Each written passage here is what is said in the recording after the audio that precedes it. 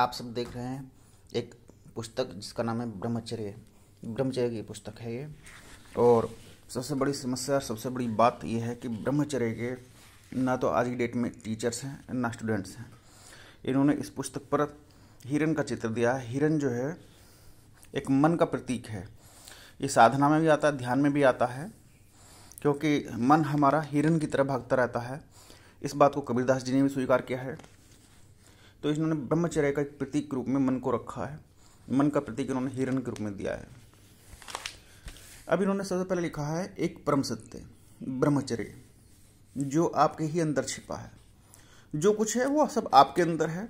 ये पिंडे तत् ब्रह्मांडे, ये बात वेदों से निकली है। जो कुछ आपके अंदर है वो ब्रह्मांड में भी है, और जो ब्रह्मांड में आपके अंदर भी है। तो ब्रह्मचर्य है क्या, इसके लिए फिर यहाँ से पुस्तक शुरू हो जाती है। ब्रह्मचर्य की डिटेल के बारे में बताने सर्वप्रथम 2 शब्द आते हैं। ब्रह्मचर्य अल्टीमेटम आपको सबसे लास्ट में लेकर के एम ब्रह्मास्मि पर जाता है, और उस रास्ते पर जाने का एक ही मात्र रास्ता है, हे प्रभु अब हमें समर्थशाली मन प्रदान करें, क्योंकि मन ही है जो आपको किसी भी क्षेत्र में विजयी बनाता है। मन के हारे हार है, मन के जीते जीत। तो आप ये देख सकते हैं, पहले उन्होंने 2 शब्द लिखे हैं और ये 2 शब्द की व्याख्या चल रही है। इसके बाद आता है कंटेंट। इस कंटेंट में इन्होंने दिया है ब्रह्मचर्य क्या है। फिर उसके बाद लिखा है मरण बिंदु पातेन जीवन बिंदु धारणात्। ये बिंदु शास्त्र में या यौगिक साधना में कई प्रकार से बतलाया गया है। इसको वीर्य की भी संज्ञा दी गई है। ब्रह्मचर्य और उत्पन्न ऊर्जा का संबंध, जीवन जीने के जो 2 मार्ग हैं, प्रवृत्ति मार्ग और निवृत्ति मार्ग। प्रवृत्ति मार्ग वो होता है जिसमें आप भोग करते हैं, सेक्स के साथ भगवान को प्राप्त करते हैं, वो प्रवृत्ति मार्ग होता है। एक निवृत्ति मार्ग है। निवृत्ति मार्ग में आपने सब कुछ छोड़ दिया, वैराग्य धारण कर लिया, संसार ही छोड़ दिया। तो ब्रह्मचर्य एक ऐसी अद्भुत विद्या है, आप कंटेंट देख सकते हैं, कि जो आज दुर्लभ हो गई है। लोग यही समझते हैं कि ब्रह्मचर्य का मतलब स्त्री से परे रहना, लेकिन जबकि ये ऐसा नहीं है। ये पुस्तक ये बताती है कि ब्रह्मचर्य क्या है एक्चुअल में, वो कौन सी विद्या थी जो लुप्त हो गई, और उस विद्या के बारे में मैंने ये पुस्तक लिखी है।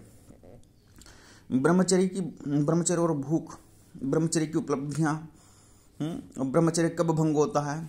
सभी का सोचना एक ही बात है कि स्त्री के पास चले गए तो ब्रह्मचर्य भंग हो जाता है, जबकि हमें ये गलत पढ़ा दिया गया है। क्या सांसारिक व्यक्ति ब्रह्मचारी हो सकता है?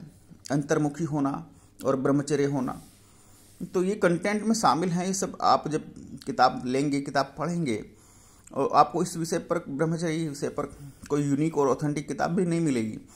मन एक मगरमच्छ है। अगर आप सही मायने में जब आप अपना मॉनिटर करेंगे, ऑब्जर्व करेंगे मन को, तो आपको मन एक मगरमच्छ की तरह दिखाई देगा, जो हर वक्त भूखा रहता है, जो कभी जिसका पेट ही नहीं भरता, उसे कितना ही दे लो। आप मन की इच्छा पूरी करते जाओ, एक के बाद एक इच्छा पूरी करते जाओ, वो फलाशक्ति की वजह से हमेशा ही भूखा रहता है। ब्रह्मचर्य और कर्मफल भी भोगने होते हैं जो भी हम कर्म करते हैं। तो ब्रह्मचर्य क्या है, वो कर्मफल से उसका क्या संबंध है? क्या ब्रह्मचर्य की क्षमता इतनी है कि वो कर्मफल को काट दे? योगी, ऋषि, मुनि, विश्वामित्र आदि सभी ब्रह्मचर्य का पालन करते थे। क्यों करते थे? ऐसा क्या था? तो कहीं ना कहीं कर्मफल का सिद्धांत उनके साथ होगा। इसके बाद ज्ञान ही बुद्धि का भोजन है, और यही ब्रह्मचर्य को धारण करवाता है। ब्रह्मचर्य को धारण करना आसान कार्य नहीं है, लेकिन कर्मफल की सिद्धि आती है साधना से। सिद्धि का सिद्धांत अकट्य है। ब्रह्मचर्य में साधक क्यों बलवान होता जाता है? कंटेंट अच्छा है। टाइम मैनेजमेंट में ब्रह्मचर्य, चित्त, स्वप्न, सांसारिक अपेक्षाएं और ब्रह्मचर्य, क्योंकि जिसने भी शरीर धारण कर रखा है उसकी कहीं ना कहीं कुछ ना कुछ इच्छाएं रहती हैं, और जब इच्छाएं हैं तो फिर ब्रह्मचर्य का तात्पर्य क्या है, फिर वैराग्य का तात्पर्य क्या है, फिर आशाएं, इच्छाएं, उपेक्षाएं, उपेक्षा माने अपमान होता है, उन सब का लॉजिक क्या है। फिर ब्रह्मचर्य के अनुभव भी लिखे गए हैं। मन है जीवन को भोगने की सीमितताएं, और ब्रह्मचर्य संभोग, मन की विचारधारा में अवरोध उत्पन्न करना। ये ब्रह्मचारी इतना बलवान हो जाता है कि किसी के मन में जो विचार आ रहे हैं उनमें अवरोध उत्पन्न कर सकता है या अवरोधों को हटा सकता है। तो ये पुस्तक लगभग 62 कंटेंट को धारण करती है। अब इन्होंने ब्रह्मचर्य क्या है, सबसे पहले इसी को डिफाइन किया है। और पहली लाइन है कि ब्रह्मचर्य वर्तमान में जीना है, कहीं कोई भविष्य नहीं होता और न ही कहीं कोई पास्ट होता है, जो है वर्तमान ही है। इस रहस्य को जो जान जाता है केवल वही ब्रह्मचारी है। ये पुस्तक मैंने ही लिखी है और लगभग मैंने अपने जीवन के 30 साल ब्रह्मचर्य में गुजारे हैं। और मैं अपनी टीन एज से लेकर के मध्य अवस्था तक ब्रह्मचर्य की आचार्य श्री राम शर्मा जी की जो शांति कुंज वाले रहे उनको पढ़ करके फॉलो करता रहा। जो तथ्य बातें सामने आई वो मैं इस पुस्तक में प्रस्तुत कर रहा हूँ। और जो ये पुस्तक अध्ययन करना चाहता है वो मुझसे मंगा सकता है। मैंने अभी स्पाइरल बाइंडिंग में की है, बाद में ये प्रिंटिंग प्रोसेस होकर के आ जाएगी। ये भगवान शिव का कथन है, मरण बिंदु पातन जीवन बिंदु धारणात्। यह भगवान शंकर का अमिट सिद्धांत है। वीर्य को नष्ट करने वाला पुरुष कभी नहीं बच सकता और वीर्य को धारण करने वाला पुरुष कभी अकाल में नहीं मर सकता। अर्थात ब्रह्मचारी जो होगा वो अकाल मृत्यु को प्राप्त नहीं होते। तात्पर्य ये है कहने का, हालांकि पूरी डिटेल दी हुई है।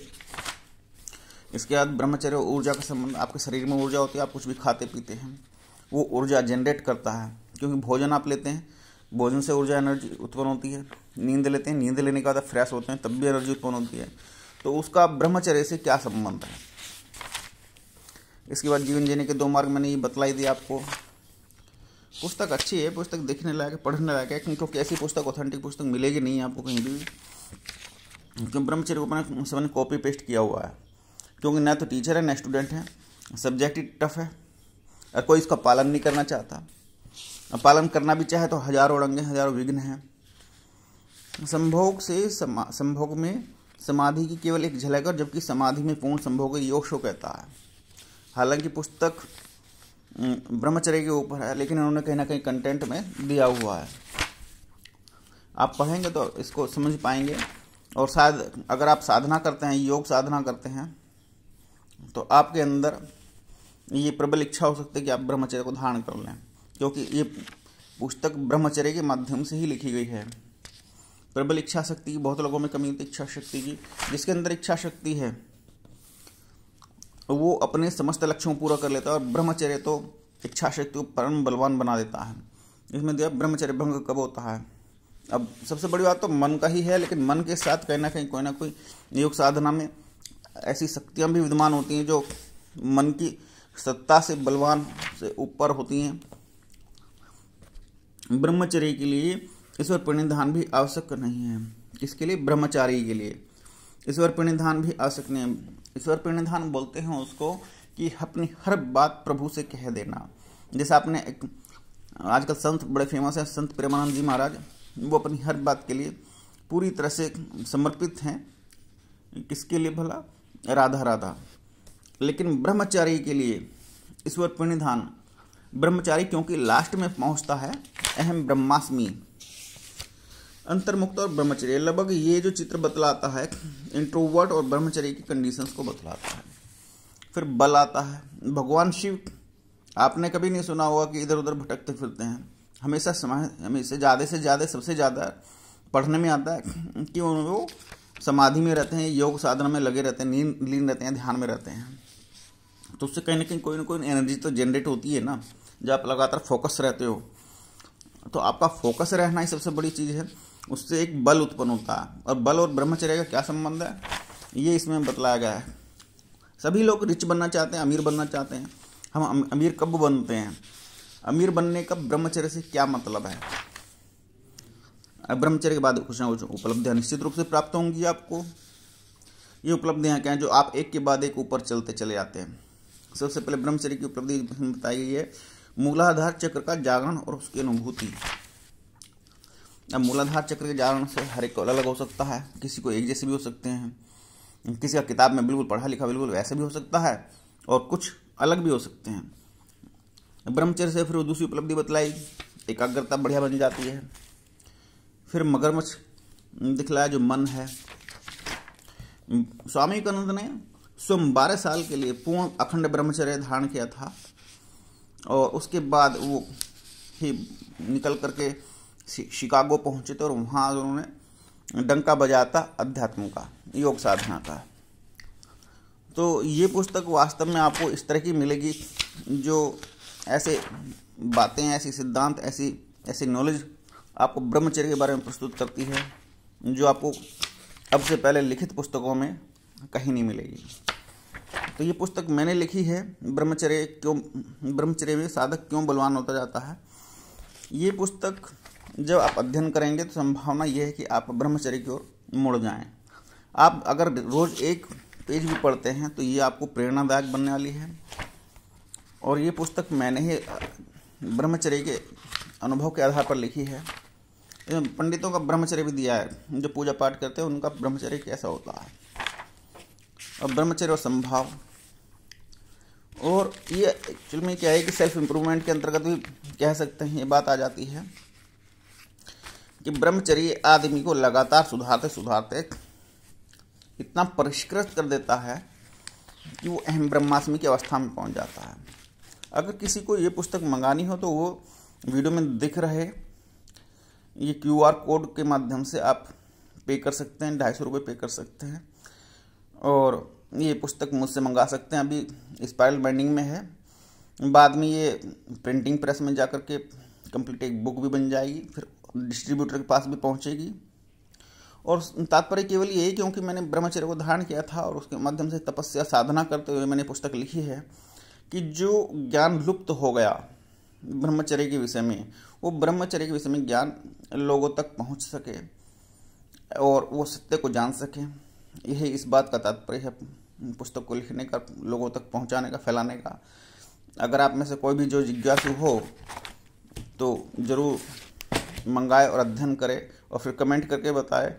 लेकिन कमेंट करने से पहले वो पालन करके देखे, क्योंकि आम जो है जब भी पता लगता है कि खट्टा है या मीठा है जब उसको खाया जाता है। तो अगर आप साधना करते हैं तो ये आपके लिए एक बेहतरीन पुस्तक हो सकती है। धन्यवाद।